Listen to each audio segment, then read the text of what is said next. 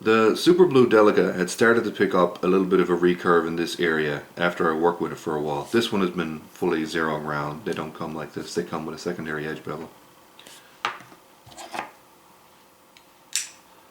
So they look sort of similar to that. This is a hollow grind, but again, secondary edge bevel. The problem is, unless it's very easy, I should say, to be a little bit sloppy in this area, and you get a bit of a recurve start to form, and once that recurve starts to form, it deepens very rapidly if you use rod type sharpeners, and if you use benchstone type sharpeners, they just skip over it, and that area then becomes blunt, doesn't cut very well, and it just becomes frustrating. Now what I have done in the past is actually used a corner or edge of a belt from a belt sander to grind a notch in there, and that can be done, but it happens quite fast and you have to be relatively careful, very precise, or you can cut off a lot more steel than you want and you can leave a relatively ugly notch. What I've found though is that the Sharpmaker medium stones are almost perfect for creating these little sharpening notches, and what these do is give a very clear transition, or the point at which you start to sharpen, and it makes it easier for me to get this smooth continuous line of a very sharp edge. And it's relatively easy to do and doesn't take a tremendous amount of time. The hardest part is when you're starting it.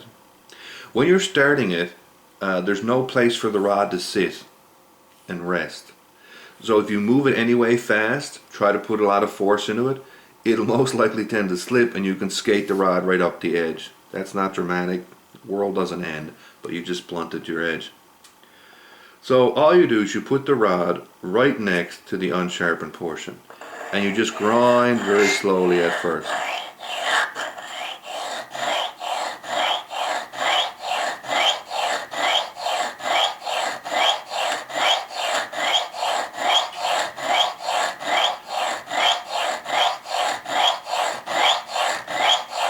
Now all you're trying to do basically at this stage is make a little track for the rod to sit in so that you can apply more force and not risk the rod coming out. Work it at a bit of an angle to deepen the hole, and now I'll stop and check.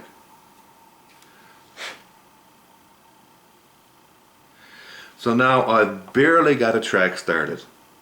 But because I got the track started now, I should be able to press a bit harder and move a bit faster and not have the rod slide all over the place.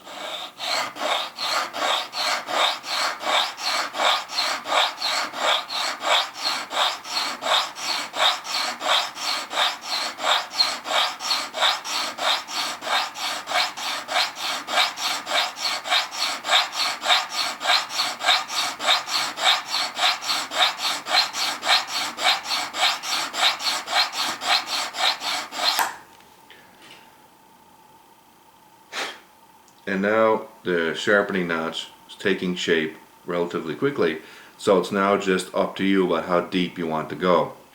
Now, the other thing that I will say is that I've complained in the past about lack of safety features on some sharpeners, and the wicket edge in particular strikes me as insanely dangerous because of the way that it's set up, that you move your hands toward the sharpened blade like this.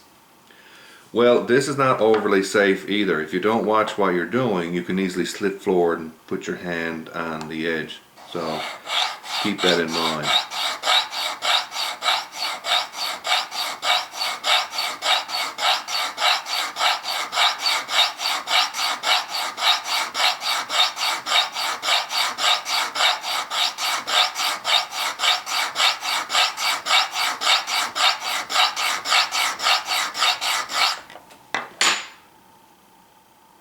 So that's just 100 back and forth passes, and it already has a nice little hole. Now the hole will start relatively fast. As you go deeper into it, it takes much more passes to make it larger, because of course you have to remove more steel.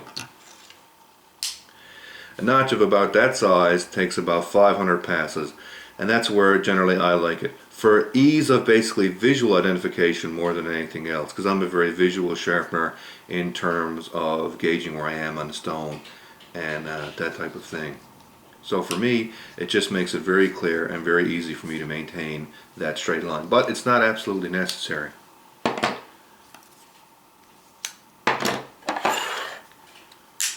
This is modulator from R.J. Martin, and it doesn't have a sharpening notch.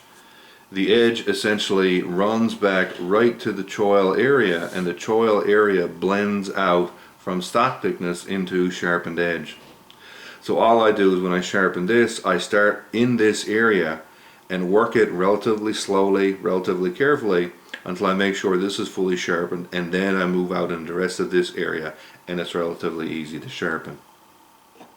So it can be done, and of course the benefit of not having that little choil notch is that there's no slippery section, so nothing to catch, nothing to snag on. The downside though, again, is a visual thing.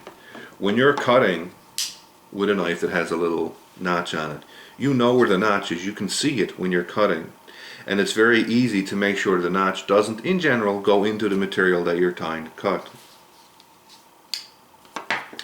If you look at this knife sideways, there's no way to actually tell where the sharpened edge stops and the blunt section begins. It's actually about 1/8 of an inch forward this actual plunge line, so the sharpened edge starts about right there.